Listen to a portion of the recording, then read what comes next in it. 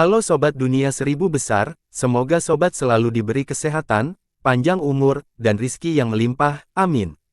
Sebelum masuk ke alur ceritanya, jangan lupa dukung channel ini ya dengan klik subscribe, like, komen, dan share, terima kasih. Mari kita lanjutkan perjalanan. Jihao, hujan lebat mengguyur, dan Yumu, Feng Xing, Shaoxi, dan Men-Men semuanya langsung basah kuyup oleh air hujan. Tanah hitam telah sepenuhnya menyerap air hujan, menjadi sangat lengket. Setiap langkah ke depan, lutut mereka akan tenggelam jauh ke dalam lumpur, membutuhkan kekuatan besar untuk menarik kaki mereka kembali. Bagi senior magi, ini bukan apa-apa, namun, itu memang memperlambat mereka. Puluhan ribu pria gelandangan dengan liar berteriak dan bergegas ke arah mereka dari tiga arah yang berbeda. Meskipun mereka gelandangan, peralatan mereka cukup bagus. Mereka memiliki beberapa busur yang kuat dan beberapa pemanah yang terampil, yang menembakkan panah batu dari jarak lebih dari 10 mil. Panah batu itu melengking di udara. Yumu melambaikan kedua tangannya, dengan mantap menamparkan panah batu terbang itu dengan telapak tangannya yang gemuk dan besar. Setiap panah batu yang mendekatinya, secara akurat ditampar menjadi abu. Sambil menamparkan panah itu, Yumu bergumam, Fatso, Fatso malang, kamu makan sangat keras untuk menumbuhkan lemakmu, tapi sekarang kamu harus menggunakannya untuk memblokir senjata, sangat memalukan. Sebelum dia menyelesaikan kalimatnya, panah batu tiba-tiba terbang ke arah bahu kanan Shaoxi. Yumu dengan cepat membalikkan tubuhnya dan memblokir panah itu dengan bahunya sendiri. Mata panah batu itu menabrak tubuh Yumu dengan keras, membuat bahunya yang tebal dan lembut sedikit berlubang, lalu lemak di sekitar bahunya sedikit bergetar dan memantulkan panah itu, melesat ke belakang. Yumu langsung menyeringai seperti bunga yang mekar dan dengan kabur berteriak, bagus. Semua panah mereka jelek, bahkan tidak bisa melukai kulitku yang gemuk, bagus. Lebih banyak panah menukik, tetapi ekspresi wajah Yumu sekarang menjadi jauh lebih lega. Jika dia tidak punya cukup waktu untuk menamparkan semua anak panah, dia akan langsung memblokir panah itu dengan pinggang dan lengannya, yang jauh lebih besar daripada lengan dan pinggang orang lain. Panah yang digunakan oleh pemanah gelandangan itu berkualitas rendah, dan tidak mungkin mematahkan kulitnya, mereka semua akan memantul kembali karena lemaknya. Feng Xing masih berdiri jauh dari mereka, dengan cepat membuka busur panjangnya, tanpa mengeluarkan suara sedikit pun. Panah tajam dan secepat kilat melesat keluar dari tali busurnya satu demi satu. Busur para pemanah di antara para gelandangan itu tiba-tiba dihancurkan oleh panah Feng Xing. Setelah itu, panah tajam lainnya menembus ke tengah alis masing-masing pemanah, dan keluar dari belakang kepala mereka. Semua pemanah dibantai oleh Feng Xing dalam rentang beberapa napas. Amazing! Yumu menunjukkan jempolnya ke Feng Xing dari jarak jauh. Tentu, Feng Xing menanggapi dengan hambar, dan dengan tenang menerima pujian Yumu. Terhuyung-huyung dan dengan banyak kesulitan, 5 rekan satu tim Jihao bergegas menuju sepotong hutan, dan hendak masuk ke hutan gelap yang luas. Taixi, yang diseret oleh Shaoxi sepanjang jalan dan dengan malu-malu berlari sekeras yang dia bisa, tiba-tiba mengangkat kepalanya, menggertakkan giginya, menunjukkan senyum aneh dan menyeramkan dan berkata, sudah bertahun-tahun sejak terakhir kali kita dikejar begitu parah oleh orang lain. Meskipun tubuh Taixi hampir dibawa oleh Shaoxi, bergoyang seperti Jack of Straw, ini tidak menimbulkan kesulitan baginya untuk mengeluarkan tongkat tulangnya dan melambaikannya. Dengan lancar mengeluarkan serangkaian mantra pendek dan menyeramkan, Taixi sedikit melambaikan tongkat tulangnya. Setelah itu, ratusan gelandangan, yang dengan gila-gilaan mengejar mereka, diam-diam jatuh ke tanah, sementara Mutiara Putih sama sekali tidak bereaksi terhadapnya. Pada saat berikutnya, tubuh gelandangan itu, yang baru saja jatuh, tiba-tiba meledak. Jiwa mereka berubah menjadi ratusan siluet tembus pandang dan mengerikan, berteriak dan naik ke langit, merentangkan tangan mereka dan terbang ke arah rekan mereka. Mutiara Putih, yang dimanipulasi oleh kukuan, tiba-tiba mengeluarkan cahaya putih yang menusuk mata. Aliran cahaya putih menyinari tubuh jiwa-jiwa jahat dan dengan cepat merusak mereka, menciptakan awan asap putih, seperti ketika asam dituangkan pada manusia. Seiring dengan teriakan dan jeritan melengking, tubuh jiwa-jiwa jahat ini dengan cepat menyusut dan benar-benar menghilang dalam sekejap mata. Sihir yang terutama ditujukan untuk hantu jahat.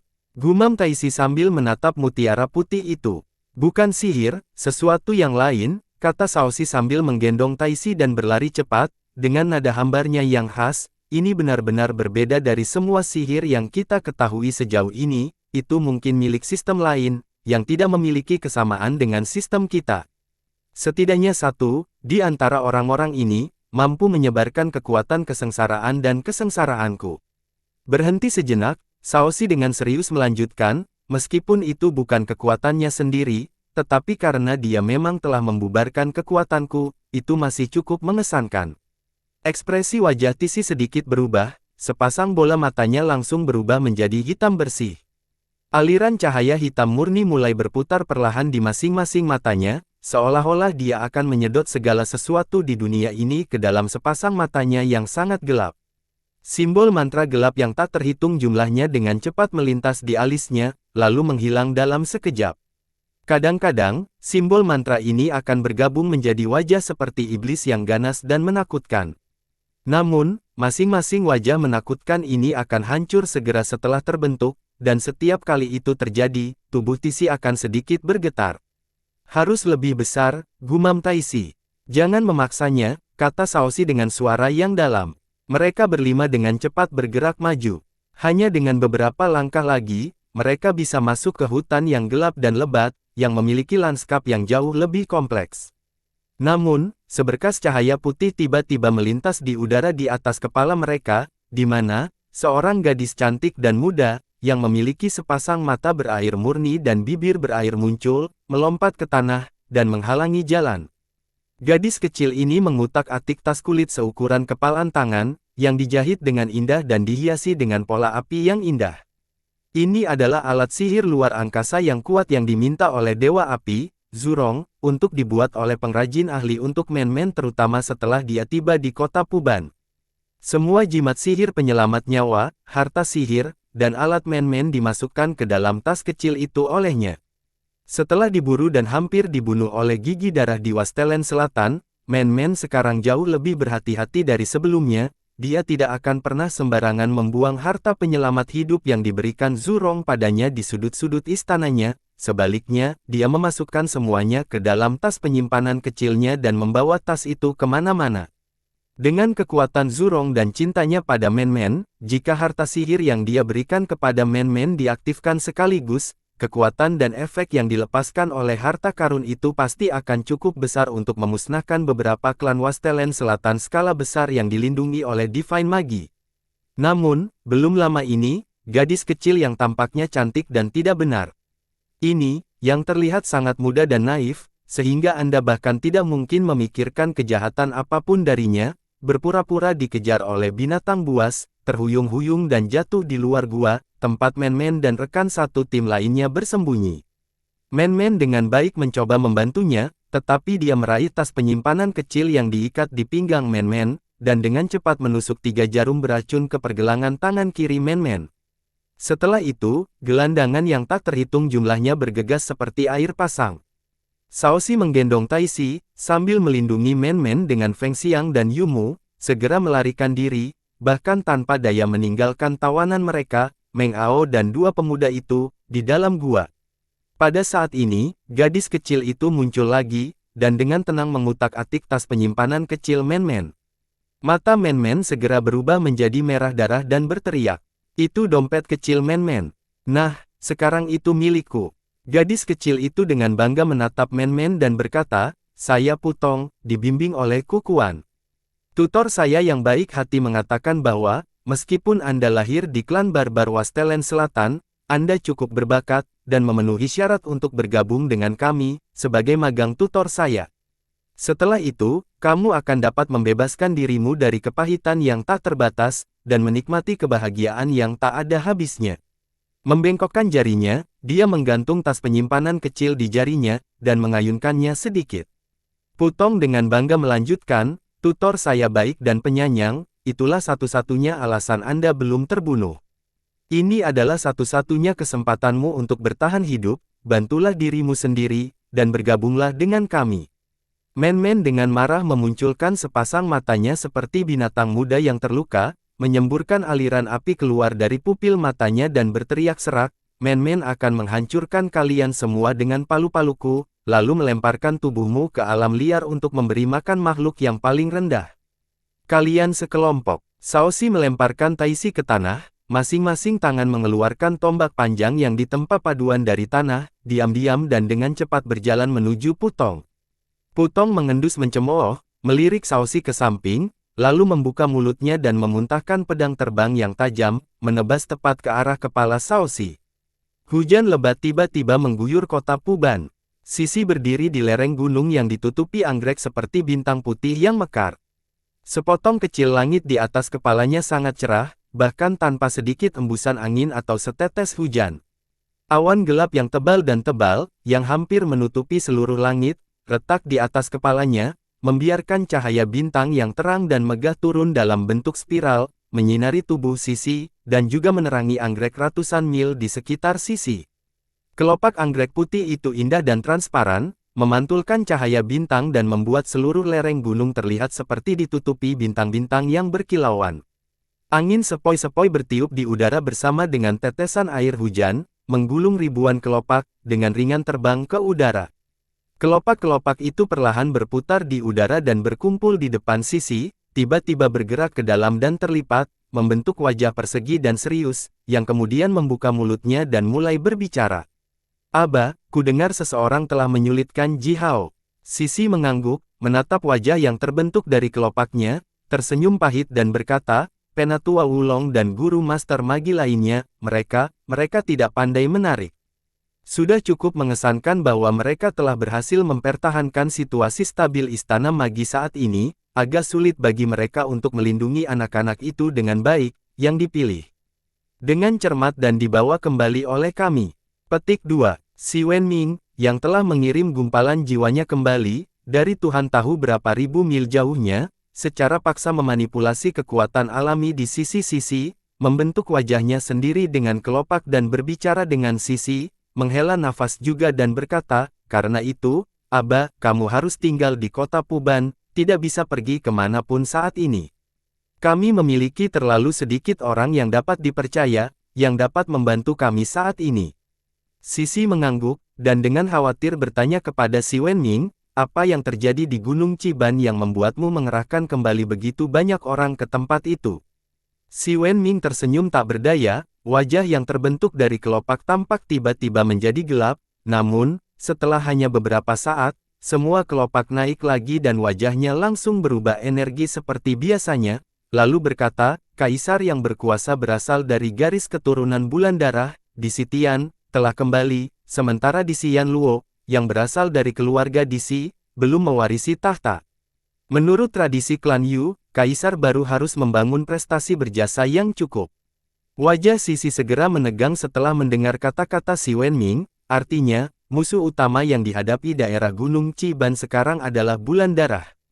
Si Wenming mengangguk dan berkata dengan suara yang dalam, di Sitian relatif baik, dia telah menguasai dunia mereka selama 1000 tahun, dan dalam periode ini, konflik yang memiliki lebih dari 10.000 orang yang terlibat di dalamnya, tidak pernah terjadi antara mereka dan jenis kita. Namun, di Xian Luo, telah memandang rendah umat manusia kita dengan kebencian sepanjang waktu. Dia melihat semua makhluk kecuali rasnya sendiri di dunia, sebagai budak dan binatang rendah. Perang besar yang akan datang ini, saya berasumsi bahwa, banyak orang akan mati. Tetap diam beberapa saat, Sisi berkata perlahan, jadi, kali ini, mengenai Ji Hao dan beberapa anak lainnya. Kita hanya bisa dengan jelas memberitahu mereka bahwa mereka harus menerima situasi yang merugikan, dan bersiap untuk kemungkinan kerugian, benarkah? Si Wenming menarik napas dalam-dalam, berkata dengan lelah, dalam beberapa hari, ketika saya kembali ke kota Puban, saya akan memberitahu mereka sendiri. Adapun Ying Yunpang, karena dia secara inisiatif datang kepada kita tidak perlu terlalu khawatir. Semua pemanah di kota Puban, yang berasal dari negara 10 matahari, harus mematuhi perintah dan pergi ke Gunung Ciban untuk persiapan perang. Sisi menyipitkan matanya, mengangkat kepalanya dan melihat ke langit berbintang sebentar, lalu berkata perlahan, seperti yang kamu katakan. Zurong telah menarik semua perhatian mereka, dan saya telah mengirim si Dao dan rekan-rekannya. Itu bagus, aku bisa tidak terlalu khawatir jika demikian, kata si Wen Ming dalam-dalam. Kang telah pergi ke kota Puban juga, kupikir tidak akan terlalu sulit untuk mengetahui apa yang sebenarnya telah terjadi. Angin sepoi-sepoi lain bertiup, menghilangkan wajah yang terbentuk dari kelopak. Sisi memegang tangannya di belakang punggungnya, sementara wajah merahnya menegang dengan serius, mata dipenuhi dengan kegugupan dan kelelahan. Di Xian Luo, jika kamu bersikeras menyerang kami, aku akan melawanmu tanpa rasa takut. Jika kamu berniat menghancurkan umat manusia kita, maka, mari kita lihat siapa yang akan bisa bertahan sampai akhir. Suara seperti gempa bumi, teredam namun hebat datang dari tubuh Sisi. Tampaknya seluruh tubuhnya telah bergabung dengan tanah dan langit, dan rasa kekuatan yang dilepaskan dari tubuhnya menjadi sangat besar dan megah. Dia kemudian melanjutkan, nenek moyang kita lahir di sebidang tanah ini, telah tinggal di tanah ini dan dimakamkan di tanah ini. Umat manusia kita telah hidup dan bereproduksi di sebidang tanah ini, dari generasi ke generasi, bagian dunia ini milik kami, bukan Anda. Guntur yang hampir gila datang dari langit, dan bersama dengan sambaran petir yang menyilaukan menyambar tanah. Awan gelap yang tebal dan tebal tiba-tiba bergabung kembali, benar-benar menghalangi cahaya bintang yang mengalir dari celah di atas kepala Sisi. Pada saat yang sama, Sisi menghilang sepenuhnya di bawah langit yang gelap. Bahkan hujan deras turun dari langit, merobek anggrek cahaya bintang yang tak terhitung jumlahnya di lereng gunung, yang kemudian segera layu. Di tengah hujan lebat dan angin kencang yang menderu, lebih dari 20 pemuda kekar berjalan perlahan. Para pemuda ini memiliki semua tubuh bagian atas yang telanjang dan rambut panjang yang menggantung longgar dan berkibar di belakang tubuh mereka. Tetesan hujan yang besar dan embusan angin yang tajam semuanya hancur ketika menabrak dada mereka yang berotot. Petir melintas di langit dan meringankan wajah muda dan menyeringai mereka. Selangkah demi selangkah, mereka dengan mantap dan perlahan berjalan di tanah, namun, setiap langkah yang dilakukan para pemuda ini, lebih dari 100 mil besar. Keempat pemuda yang berjalan di depan, membawa pedang, kapak, tombak, dan parang. Bergerak di malam yang gelap dan melawan angin dan hujan yang ganas, mereka tiba di wilayah baru klan Gunung Rong. Mereka berdiri di sebuah bukit kecil di depan wilayah baru, dan melihat ke lembah yang gelap, yang kadang-kadang diterangi oleh sambaran petir. Kakak, haruskah kita mulai sesuai dengan perintah tuan tua kita? Pemuda yang membawa tombak panjang itu menyeringai dan bertanya. Si Qiang, di depan tuanmu, kamu tidak boleh menyebutkan kata, tua, jika tidak, apakah kamu ingin diberi makan kepada binatang Jurassic itu selama 3 bulan lagi? Para pemuda yang membawa parang balas menyeringai dan berkata, lalu dia melambaikan tangannya ke belakang dan melanjutkan, mereka juga ada di sini, mari kita mulai, cari tahu kebenaran sesegera mungkin, setelah itu, kita bisa kembali dan membuat laporan kita.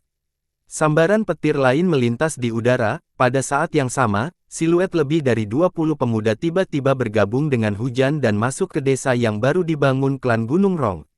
Di dinding pagar, puluhan penjaga shift malam klan Gunung Rong tiba-tiba dan secara bersamaan kehilangan penglihatan mereka, sebelum mereka bisa mengerang sedikit. Sebuah telapak tangan yang sangat kokoh dan kuat menghantam bagian belakang kepala masing-masing mereka, langsung menjatuhkan mereka ke tanah. Setelah itu, di 2 kamp kecil di balik tembok pagar, beberapa majus senior, yang telah mengobrol santai dan minum alkohol untuk menghangatkan tubuh mereka, tiba-tiba kehilangan penglihatan mereka juga, dan dirobohkan tanpa mengetahui apa yang telah terjadi.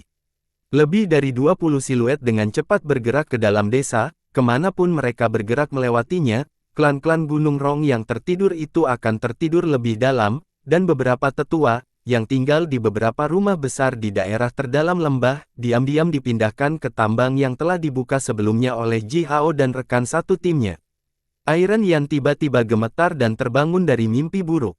Dia tiba-tiba melompat dari tanah, dan menemukan dengan terkejut bahwa dia tidak berada di kamarnya yang nyaman, di mana dia seharusnya berada. Sebaliknya, seseorang telah memindahkannya ke tambang yang dingin, lembab dan gelap, tanpa membangunkannya. Sebelum Iron Yan bisa berteriak, sebuah kapak berat menukik di udara dan menghantam bahunya dengan keras. Suara retak tulang yang keras langsung keluar dari tubuhnya. Iron Yan melolong keras, memegang bahunya dengan tangan yang lain, jatuh ke tanah, dan tidak bisa menahan diri untuk tidak menggerakkan tubuhnya dengan intens. Sebuah tombak panjang menghantam tubuhnya dengan keras, mencambuknya untuk 100 kali dalam saat berikutnya, menghantam setiap tulangnya menjadi 7 hingga 8 bagian, menyebabkan Iron Yan hampir pingsan karena rasa sakit.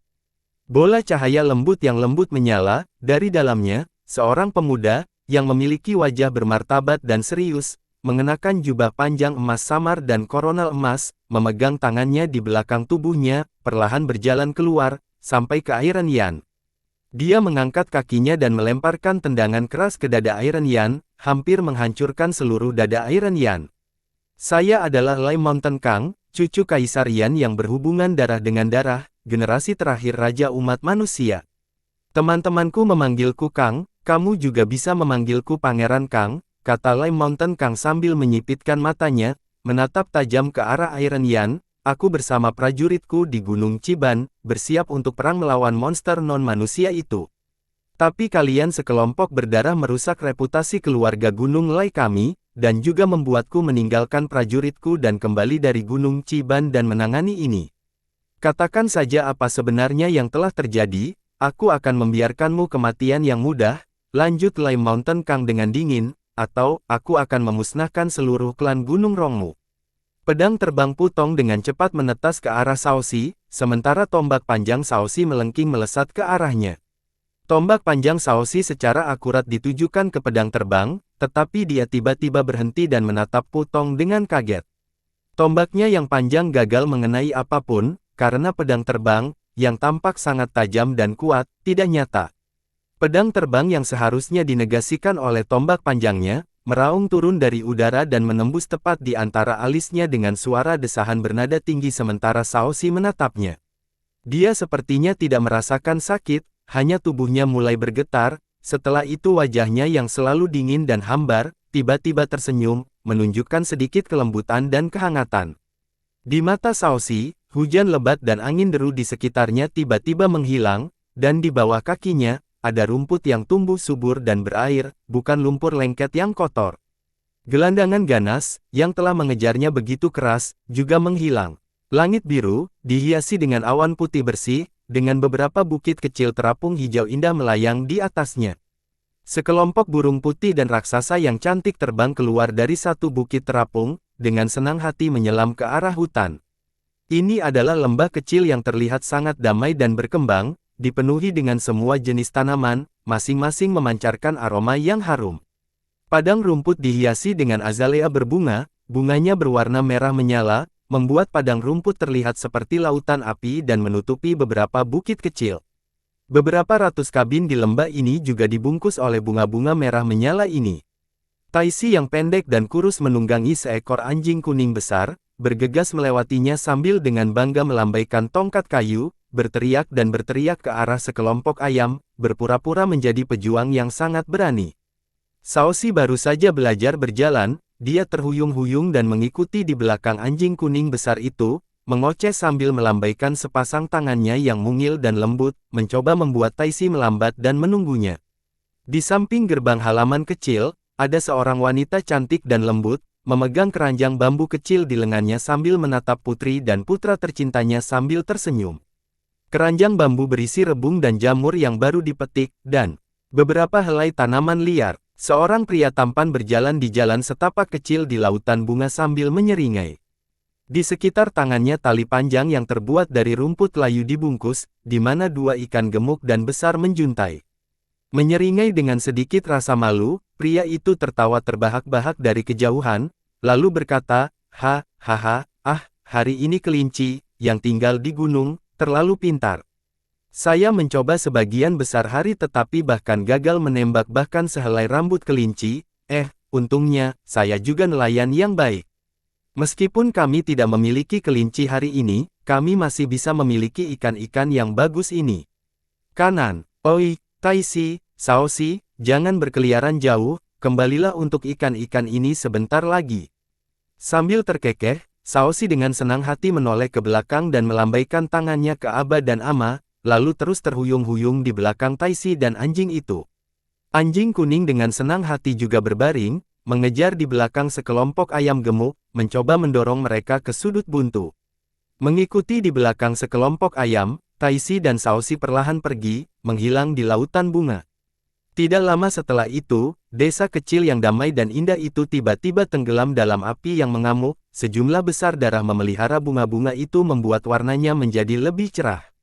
Monster klan Jia bermata empat melambaikan senjata raksasa mereka sambil tertawa mengerikan, membantai penduduk desa kecil satu demi satu, semudah dan sembarangan seolah-olah mereka sedang memotong rumput.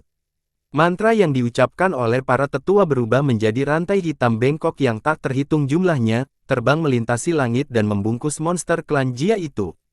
Puluhan monster klan Jia segera berubah menjadi mayat kering setelah melolong terakhir mereka, kemudian mayat kering itu tiba-tiba runtuh menjadi debu. Namun, tepat setelah itu, bulan merah darah yang sangat indah muncul di atas desa, dengan beberapa pria tampan bermata tiga dengan jubah mewah melayang di udara, mengeluarkan sinar cahaya terang merah darah, membunuh para tetua itu, yang menjaga di depan kuil leluhur dan melindungi anggota klan lainnya. Wajah Shaoxi tiba-tiba berputar kesakitan, lalu dia mulai muntah darah. "Shaoxi!" teriak Taisi. Dia langsung mengangkat tongkat tulangnya dan mulai mengucapkan mantra. Putong tersenyum menggoda, mengangkat pedang terbangnya ke udara sekali lagi, melemparkannya dengan cepat ke tengah alis Taisi. Sebelum Taisi bisa menyelesaikan mantranya, dia telah jatuh ke dalam hayalan seperti Shaoxi. Senyum hangat dan damai muncul di wajahnya, sambil bergumam, "Aba, Ama, ini Taisi dan gadis kecil itu, kami sangat merindukanmu, dan paman, dan kakek." Tiba-tiba, tubuh Taisi bergetar dan seteguk besar darah menyembur keluar dari mulutnya juga. "Kamu wanita berdarah!" teriak Yumu dengan marah, sambil bergegas maju dengan men-men digendong di punggungnya. Pada saat yang sama, dia meraih pot raksasa yang dibuat khusus dan melemparkannya langsung ke kepala Putong, bersama dengan embusan angin yang ganas. "Yah, pria yang tidak berotak adalah yang paling mudah untuk dihadapi," kata Putong sambil tertawa mencemooh. Tepat setelah itu, dia membuka mulutnya dan mengeluarkan pedang terbang sekali lagi. Mirip dengan dua kali sebelumnya, pedang terbang secara akurat mengenai dahi Yumu. Meskipun Yumu mengayunkan panci tepat waktu mencoba memblokir pedang, pedang yang tak tersentuh itu masih menembus dahinya tanpa kesulitan. Yumu tiba-tiba berhenti dan senyum aneh muncul di wajahnya yang putih dan gemuk. "Kakak, Anda harus makan lebih banyak dan menjadi gemuk, maka Anda akan menjadi kuat." "Seperti saya makan banyak." Men-men menoleh dengan panik, menatap Shaoxi, Taisi dan Yumu, yang semuanya jatuh ke dalam delusi, tersembunyi jauh di dalam hati mereka, dan sepertinya tidak bisa bangun. Men-men belum pernah melihat atau bahkan mendengar tentang metode serangan aneh seperti itu, yang dapat mendorong musuh menjadi delusi dan membuat mereka kehilangan kendali atas tubuh mereka sendiri. Ini tampaknya serangan jiwa yang bisa merenggut nyawa seseorang tanpa mengangkat jari. Di Southern Wasteland, pertarungan antar klan selalu sederhana dan lugas, hidup dan mati akan ditentukan oleh pedang dan parang yang berat. Bahkan semua mantra dan sihir itu ditujukan untuk membunuh musuh sebanyak mungkin dengan cara tercepat dan paling ganas. Magi senior tidak pernah mengolah jiwa atau kekuatan spiritual mereka. Jiwa mereka murni bergantung pada kekuatan fisik mereka, dipelihara oleh darah roh mereka dan tumbuh lebih kuat bersama dengan tubuh mereka. Magi senior biasa hampir tidak bisa mencapai hal seperti memanipulasi kekuatan jiwa mereka sendiri, oleh karena itu, serangan jiwa adalah metode serangan yang aneh tak terbayangkan. "Apa yang terjadi padamu? Apakah kalian semua tersihir?" Men-men berteriak keras, sampai-sampai dia bahkan mulai meraung. Dilihat dari perilaku Taisi, Shaoxi dan Yumu, apa yang mereka alami sekarang memang mirip dengan sihir, seperti yang telah dipelajari men-men tentang subjek itu. Di Southern Wasteland, jika beberapa anak secara tidak sengaja menyinggung makhluk misterius yang hidup di hutan ketika mereka bermain di hutan, maka makhluk misterius itu akan menyerbu tubuh mereka untuk menghukum mereka. Sejauh menyangkut penyembuhan anak-anak yang tersihir itu, ada sistem sihir alami tertentu di Southern Wasteland yang diciptakan oleh para magus Pries itu, tetapi men-men tidak tahu bagaimana melakukannya. Tapi apa yang tidak diketahui men-men adalah bahwa bahkan jika dia tahu cara menyembuhkan yang tersihir, dia masih tidak akan dapat mengalahkan serangan jiwa aneh yang diluncurkan Putong ini. "Pikiran mereka sangat rapuh," kata Putong dengan bangga sambil tersenyum, "jadi, kamu bisa mati untuk selamanya, atau datang dan bergabung dengan kami, menjadi sesama magang kita. Setelah menyelesaikan pidatonya, Putong membuka mulutnya dan mengeluarkan pedang terbang sekali lagi, melesat ke arah Man-Man. Ketika pedang terbang hendak menembus bagian tengah alis Man-Man, seberkas cahaya berapi-api tiba-tiba keluar dari dahi Man-Man dan menghancurkan pedang terbang itu. Dari kejauhan, mutiara putih yang sedang dimanipulasi oleh Kukuan, dengan cepat turun dari udara dan menghilangkan cahaya berapi-api yang menyembur keluar dari dahi Man-Man. Setelah itu, Putong berteriak mengamuk, membuka mulutnya dan mengeluarkan pedang terbang lainnya. Kali ini, pedang itu secara akurat menembus dahi Man-Man. Tubuh Man-Man tiba-tiba bergetar, dan sepasang matanya yang bersinar terang langsung meredup, jatuh ke dalam kebingungan yang mendalam. Sama seperti Shaoxi, Man-Man telah jatuh ke dalam hayalan yang indah, dikelilingi oleh bunga-bunga yang mekar dan rumput lembut, gadis-gadis muda cantik yang berjalan cepat. Man-Man dipelukan oleh seorang wanita cantik yang tak terkatakan, yang memiliki pupil hijau tua. Wanita cantik itu dengan lembut menyenandungkan melodi yang bagus dan damai. "Ama, kenapa kamu tidak kembali dan mencari Man-Man?" Man-Man menunjukkan senyum tipis di wajahnya yang muda dan lembut, tampaknya terobsesi dalam hayalannya. Membunuh adalah metode yang paling tidak berguna. Kukuan sedang duduk di kereta dan berkata perlahan dengan senyum misterius di wajahnya, sambil mengutak-atik untaian mutiara putih seukuran ibu jari, dikombinasikan dari 17 mutiara putih yang tampak serupa. Segala sesuatu di dunia ini terbentuk secara alami dan memiliki kegunaannya sendiri. Bahkan batu padat, dapat dibuat menjadi meja atau kursi dan melayani orang atau bahkan tumpukan kotoran dapat dikubur ke dalam tanah dan menyehatkan tanaman. Oleh karena itu, dengan sihir tertinggi kita yang tak tertandingi ini, kita dapat membuang dosa alami atau dosa yang diperoleh dari setiap murid kita. Kita dapat membuat mereka berkonsentrasi penuh pada kultivasi mereka, mengumpulkan pahala dan kebajikan mereka, kemudian membawa sihir besar ini ke seluruh dunia dan menyelamatkan lebih banyak orang dari kehidupan pahit mereka. Inilah yang disebut pencapaian dan kontribusi besar, yang akan memberi Anda kebahagiaan besar yang tak terbayangkan. Pangeran Suburu-buru menganggukkan kepalanya meskipun dia sepertinya tidak mengerti kata-kata Kukuan dengan jelas. Berbagai kemampuan sihir yang dimiliki Kukuan telah sangat mengejutkannya, membuatnya merasa bahwa itu bahkan mayoritas magus Pries tua dari keluarga Gunung Lai tidak sekuat Kukuan. Oleh karena itu, kekagumannya pada Kukuan telah tumbuh sangat dan mendalam di hatinya. Tapi, terkadang Kukuan akan mengatakan hal-hal yang akan membuat Pangeran Su merasa benar-benar bingung, karena dia tidak dapat memahami maksud dan makna di balik kata-kata Kukuan itu. Yang disebut kebahagiaan besar ini, apa sebenarnya itu? Pangeran Su memutuskan untuk tidak berpura-pura bahwa dia telah mengerti kata-kata Kukuan lagi, sebaliknya, dia telah melemparkan pertanyaan itu secara langsung. Yah, yang disebut kebahagiaan besar, misalnya, adalah memiliki kehidupan abadi, kata Kukuan sambil menegakkan pinggangnya dan sedikit menjentikkan jarinya. Bersamaan dengan gerakannya, mutiara putih yang lebih besar yang baru saja memecah nyala api menyembur keluar dari dahi Man-Man dan berkolaborasi dengan Putong, membuat Man-Man tertipu, berguling dan langsung naik ke udara, berbalik di udara dan melesat ke arah Feng Xing, yang jaraknya beberapa mil. Sesuai dengan 17 mutiara putih yang lebih kecil yang dipegang di tangan Kukuan, ketika mutiara putih yang lebih besar melesat ke arah Feng Xing, 17 mutiara putih yang lebih kecil mengeluarkan sedikit suara seperti guntur.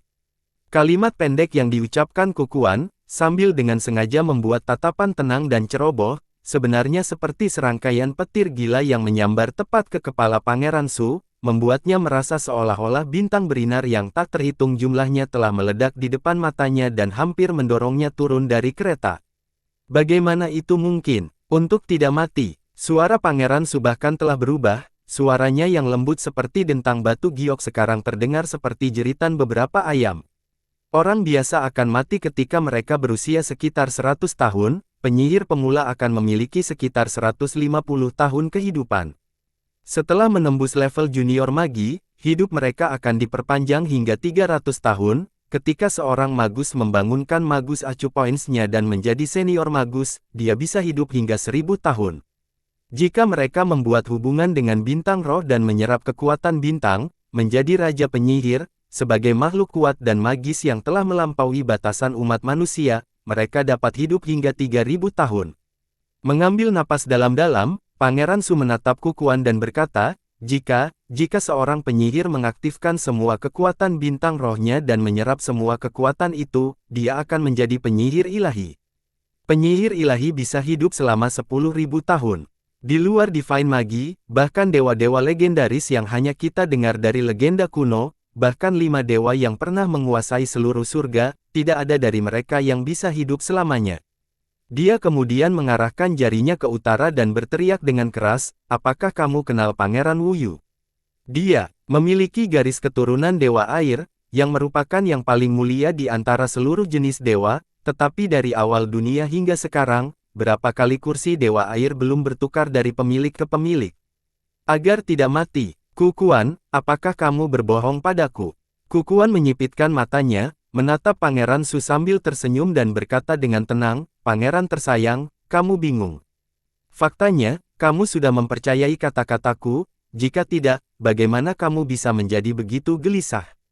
Pangeran Su membuka mulutnya dan mengangkat matanya, tetapi tidak dapat mengatakan apa-apa. Dia menatap Kukuan dengan kaget, hanya merasa bahwa dia sedang menatap iblis, yang tahu dengan jelas apa yang terjadi di benaknya. Memang, dia telah mempercayai kata-katanya, pada saat yang sama Kukuan mengeluarkan kata, abadi, dia telah mempercayainya. Jika bukan karena iming-iming yang begitu besar, mengapa Ying Yunpeng menghargai Kukuan seolah-olah Kukuan adalah leluhur darahnya? Karena dia bisa mengubah batu menjadi emas. Omong kosong. Meskipun emas berharga, bagi orang-orang seperti Ying Yunpeng dan Pangeran Su, puluhan, atau bahkan ratusan tambang emas hanya sama dengan sehelai rambut. Hanya keabadian yang bisa membuat Ying Yunpeng memperlakukan Kukuan seperti itu. Rahasia dunia ini hanya milik dunia ini, Pangeran sayang, kamu masih terlalu muda dan belajar terlalu sedikit, kata Kukuan dengan senyum tipis yang misterius di wajahnya, dan dengan nada hambar. Misalnya, siapa yang membuat dunia ini? Siapa yang telah membiakkan monster jenis non-manusia itu? Kemana perginya 3 generasi raja umat manusia kuno itu? Apakah semua generasi dewa api dan dewa air sebelumnya benar-benar mati? Apakah 5 dewa surgawi legendaris itu benar-benar menghilang? Tubuh Pangeran Su bergetar hebat, sementara dia menatap Kukuan seolah-olah menatap monster sungguhan. Pikirannya dipenuhi dengan pikiran yang tak terhitung jumlahnya, tetapi dia tidak bisa mengeluarkan sepatah kata pun.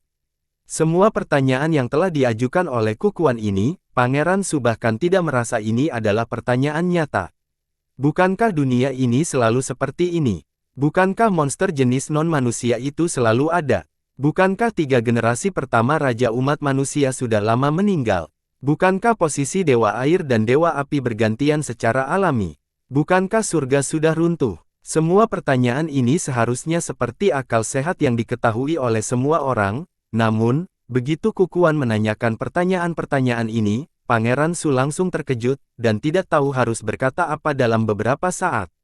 Begitu, dalam hal ini, itu mungkin karena statusmu, Pangeran tersayang, di antara keluargamu tidak cukup tinggi, yang menghentikanmu untuk mencapai rahasia nyata dunia ini, kata Kukuan sambil mempertahankan senyum misterius itu. Jika Pangeran tersayang, kamu akan bersedia menjadi salah satu murid kami, dengan status dan bakatmu, Anda secara alami akan diundang untuk bertemu dengan 2 hierarki tersebut. Kemudian, Anda pasti akan mengerti bahwa dunia ini tidak seperti yang Anda pikirkan.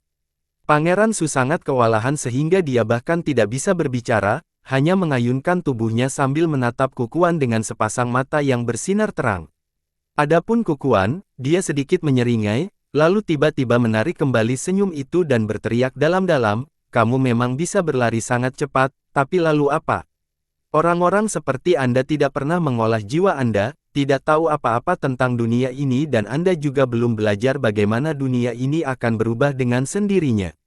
Bahkan jika Anda dilahirkan dengan kekuatan besar yang memungkinkan Anda mengalahkan naga, Anda masih akan terkorosi menjadi tumpukan daging busuk setelah kematian. Duo. Kamu hanya seorang anak kecil, apakah kamu mencoba menantang takdir itu sendiri? Puluhan mil jauhnya, Feng Xing berlari dengan seluruh kekuatannya, melarikan diri menuju kota Puban dengan kecepatan tertingginya. Mutiara putih telah mengejar dari belakangnya, tetapi kecepatan Feng Xing terlalu cepat, dia hampir terbang dengan kakinya hampir tidak menyentuh tanah. Mutiara putih melesat di belakangnya bersama dengan suara melengking, tetapi lambat laun jarak antara mutiara itu dan mutiara itu semakin meningkat. Setiap rentang napas, Feng Xing akan berlari 10 zang lagi dari mutiara putih. Namun, bersama dengan duo yang dalam yang dikeluarkan oleh Kukuan, 17 mutiara putih yang lebih kecil secara bersamaan berubah menjadi berkas cahaya putih dan melesat keluar dalam sekejap mata. Pada saat berikutnya, 17 mutiara putih muncul kembali di sekitar mutiara putih yang lebih besar yang mengejar Feng Xing. 8 mutiara putih membentuk lingkaran di udara dan tiba-tiba bergabung menjadi satu, bersamanya, seberkas cahaya putih dengan cepat melintas di udara. Di dalam cahaya putih, sebuah pagoda heksagonal, dengan 18 lantai tiba-tiba muncul di udara. Diikuti oleh ledakan yang menggelegar, pagoda setinggi 36 zang menukik langsung ke arah kepala Feng Xing. Kecepatan yang digunakan Feng Xing berlari, langsung melambat. Kekuatan tak terlihat tampaknya telah menjulurkan kakinya dan menariknya ke belakang. Tidak peduli seberapa keras dia mencoba untuk mengaktifkan lebih banyak kekuatan Magus Acu Points-nya, dia hanya bisa membuat 2 hingga 3 zang jauh dengan setiap langkah maju, tetapi tidak dapat berlari secepat hembusan angin seperti yang dia larikan barusan. Mengangkat kepalanya, dia melihat pagoda raksasa yang bersinar dengan cahaya putih terang. Feng Xing hanya bisa tersenyum pahit sambil bergumam, apa-apaan ini? Bangunan kecil yang memiliki banyak lantai adalah umum di dunia Midland, tetapi bangunan seperti pagoda, belum pernah dia lihat di Midland. Boom! Pagoda itu jatuh dari udara, dengan kuat menekan tubuh Feng Xing. Kukuan tersenyum mencemooh dan berkata dengan hambar, hanya semut kecil. Pagoda itu berdiri tepat di tanah dan menenggelamkan 3 zang jauh ke dalam tanah. Awan melayang. Kukuan sedikit melambaikan tangannya, diikuti dengan itu, pagoda putih perlahan naik ke udara lagi, menunjukkan Feng Xing, yang terbaring di lubang yang dalam dengan anggota tubuhnya terentang dan tidak dapat bergerak. Pagoda ini tampak relatif kecil dan ringan, tetapi sebenarnya sangat berat. Dipukul tepat di kepala olehnya, semua tulang Feng Xing patah.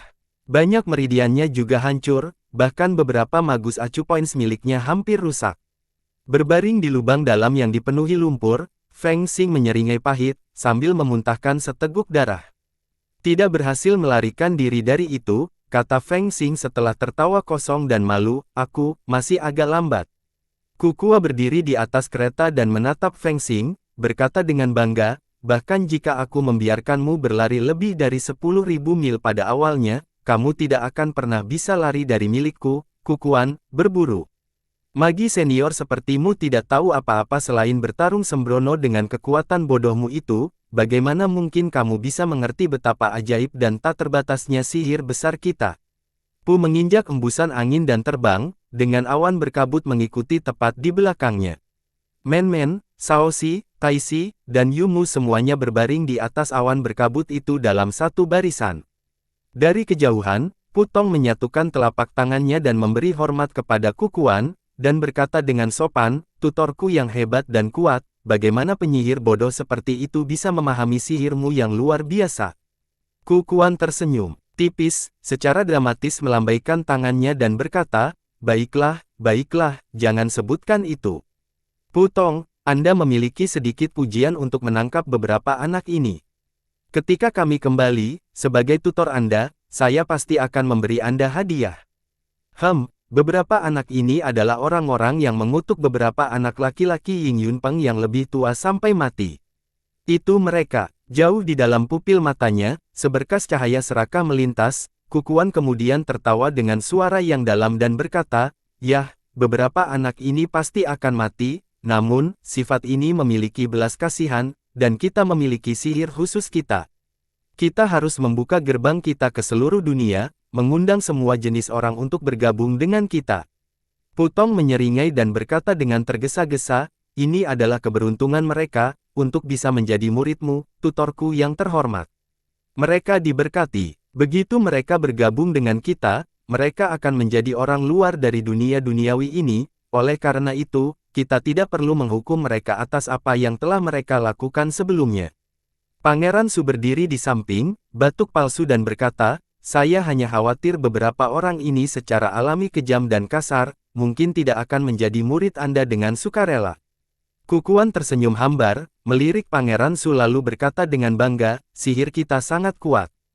Karena mereka telah ditangkap olehku, itu tidak akan menjadi keputusan mereka apakah akan menjadi muridku atau tidak. Setelah mereka melalui ribuan kehidupan yang berbeda dalam mimpi mereka dan telah memperoleh pemahaman yang jelas tentang kesedihan dan kepahitan dunia, mereka akan menangis dan berteriak, mohon saya untuk mengambil mereka sebagai magang. Berbicara tentang ini, Kukuan tidak bisa menahan diri untuk tidak dengan bangga tertawa terbahak-bahak, lalu melanjutkan, Pangeran tersayang, Anda bisa santai saja, setelah saya mengambil mereka sebagai magang, mereka akan pergi atas inisiatif mereka sendiri ke Istana Magi dan mengatakan yang sebenarnya tentang tambang kristal, yang pasti ditemukan oleh klan Anda, Pangeranku, dan bahwa itu tidak ada hubungannya dengan mereka. Pangeran Su juga tersenyum tipis, dan berkata, yah, kalau begitu itu akan menjadi solusi terbaik. Menyipitkan matanya, Pangeran Su melirik lebih dari 10.000 gelandangan yang berdiri di kejauhan, dan berkata dengan suara yang dalam, yah, aku tidak ingin menyembunyikannya darimu. Hanya saja dengan tambang kristal itu, saya akan dapat memiliki cukup anggaran untuk membuat hal-hal bodoh itu rapi dan bersih. Kukuan menyipitkan matanya juga, dengan seberkas cahaya dingin dan tajam melintas di pupil matanya, melirik pria berotot kotor itu juga, dan berkata, memang, tapi jumlahnya cukup rendah. Hanya puluhan ribu orang, berapa banyak magi senior yang bisa ada di antara mereka? Pekerjaan penting apa yang bisa dilakukan hal-hal ini? Mendengar kata-katanya, Pangeran Su langsung tertawa terbahak-bahak dan menjawab, tentang itu, Tuan Kukuan, saya pikir Anda salah. Kelompok idiot ini, dari semua kelompok gelandangan yang telah aku taklukkan, hanya sama dengan sehelai rambut 9 ekor ternak. Kukuan berhenti sebentar, lalu menatap Pangeran Su dan tertawa terbahak-bahak dan berkata, Pangeran yang terhormat, Anda adalah orang yang cukup bijaksana yang pasti dapat mempelajari semua bagian penting dari sihir besar kami. Pangeran Su menarik napas dalam-dalam, menahan napas di paru-parunya tetapi tidak melepaskannya untuk waktu yang cukup lama, sambil dengan serius menatap Kukuan dan berkata perlahan, jika saya benar-benar bisa terhindar dari kematian dan menikmati hidup saya yang hebat selamanya, saya akan bersedia melakukan apa saja. Kukuan dengan bangga tertawa terbahak-bahak lagi dan berkata, jika kamu benar-benar mau melakukan apapun, untuk hidup selamanya hanya akan menjadi kasus kecil. Menatap mata satu sama lain untuk beberapa saat, mereka berdua secara bersamaan tertawa terbahak-bahak lagi, lambat laun, mereka bahkan tidak bisa berdiri diam karena tawa yang intens. Mereka mengayunkan tubuh mereka dan wajah mereka berubah menjadi merah darah, bahkan air mata menyembur keluar dari mata mereka. Yang diinginkan Pangeran Su hanyalah hidup selamanya dan tidak pernah mati. Sama seperti Ying Yunpang, dia hanya ingin menikmati kekayaan dan statusnya yang tinggi selamanya, sedangkan untuk Kukuan, yang dia inginkan adalah apa yang bisa dibawa oleh kekuatan dan kekayaan Pangeran Su dan Ying Yunpang. Pangeran Su dan Kukuan dapat dengan sempurna memenuhi kebutuhan satu sama lain, tanpa ketidakharmonisan, oleh karena itu, semakin lama mereka saling menatap, mereka lebih menyukai satu sama lain, bahkan mulai menghargai satu sama lain karena minat mereka yang sama. Biarkan aku menjatuhkan mereka dengan sihirku satu demi satu. Setelah tertawa sebentar, Kukuan menatap dari dekat beberapa anak, yang telah tertidur lelap, dan berkata. Dia kemudian tiba-tiba menjulurkan tangannya, meraih ke arah Saosi dan berkata, gadis ini cukup berbakat, sangat kuat, dia pasti akan dapat mengambil tanggung jawab besar sebagai muridku. Kelima jarinya mengeluarkan cahaya putih terang, dan teratai putih samar muncul di telapak tangannya, Kukuan kemudian menekan telapak tangannya langsung ke dahi Saosi. Tiba-tiba, sebuah batu kecil jatuh langsung dari udara dan mengenai tangan Kukuan. Kukuan langsung mengendus dingin, mengeluarkan seberkas cahaya putih yang lebih terang dari jarinya dan dengan mudah menjentikkan batu itu, sambil mengangkat kepalanya dan berteriak kasar dengan senyum garang, siapa itu? Beraninya kamu? Seiring dengan suara retak yang keras, batu itu menghancurkan tangan Kukuan berkeping-keping. Kukuan melolong kesakitan, memegang tangannya yang terluka dan dengan cepat melangkah mundur. Pada saat yang sama, 18 mutiara putih yang melilit pergelangan tangannya segera naik ke udara, berubah menjadi pagoda putih dan melayang tepat di atas kepalanya, mengeluarkan berkas cahaya putih dan melindunginya sepenuhnya di dalam. Putong, Gadis kecil yang belum merasakan bahayanya, berteriak dengan suara bernada tinggi, "Beraninya kamu! Beraninya kamu menyinggung guruku yang terhormat. Segera tunjukkan wajahmu dan bersiaplah untuk mati." Angin sepoi-sepoi bertiup dan Guiling, yang tinggi dan sangat cantik, tiba-tiba muncul tepat di depan Putong, dengan mudah melemparkan tamparan berat ke wajah Putong. Tubuh mungil dan ramping Putong langsung dikirim terbang sambil berputar, hingga puluhan zang jauhnya. Setelah itu, dia berdebar ke tanah dengan kepala terbalik, mata menunjukkan putihnya, menyebabkan dia pingsan. Ketika Guiling menamparkan Putong, dia juga mengambil tas penyimpanan kulit kecil, diikat di pinggangnya dan sebenarnya milik Men-Men. Berbalik, Guiling mengeluarkan pengocok ekor kuda dan melambaikannya sedikit. Dia menatap Kukuan dengan sepasang mata dingin yang menusuk tulang dan berkata dengan kasar, "Katakan padaku nama gurumu." Secara paksa mengambil magang dengan sihir kecil yang memalukan dan membingungkan ini, apakah kamu bahkan tahu tentang kesepakatan yang dibuat saat itu, di atas pilar yang telah menopang surga? Kukuan berhenti sejenak, menatap Guiling, menggertakkan giginya dan berkata dengan dingin, "Temanku, tidakkah menurutmu kamu terlalu khawatir? Ini bukan era yang sama ketika perjanjian itu dibuat. Dunia telah berubah, metode kita secara alami harus berubah bersamanya, ini adalah aturan alam. Saya berasumsi, temanku, Anda harus mengerti ini. Perubahan dunia, aturan, alam." Guiling mengerutkan kening, mengangkat sepasang alisnya yang lebat dan tajam dan berkata dengan lugas, "Aku tidak pandai berbicara sepertimu, jadi aku tidak akan membuang waktuku untuk berdebat denganmu. Beberapa anak ini adalah murid kita, menyerang mereka sama dengan memprovokasi kita. Pergi sana, atau tinggal di sini selamanya." Kukuan tertawa terbahak-bahak dengan sangat marah, memunculkan matanya, memelototi Guiling dan berteriak, "Bagaimana kamu bisa begitu mendominasi? Kapan dan di mana mereka menjadi muridmu?" Guiling tiba-tiba mengangkat tangan kirinya, membuang batu giok hitamnya Ruyi, yang melesat keluar seperti sambaran petir dan langsung menghancurkan pagoda yang mengambang di atas kepala Kukuan, dengan keras menghantam kepala Kukuan. Kepala Kukuan langsung dipukul, patah dan darah menyembur keluar dalam aliran. Dia bahkan berguling selama puluhan putaran di tanah. Tanpa mengatakan apa-apa, dia memegang kepalanya yang terluka dan tiba-tiba melompat dari tanah, menginjak seberkas cahaya putih dan melarikan diri dengan cepat, meninggalkan Putong, muridnya sendiri, di belakang tanpa ragu-ragu. "Mendominasi," tersenyum Guiling dan berkata, "Saya pikir Anda seharusnya sudah tahu." Bersambung.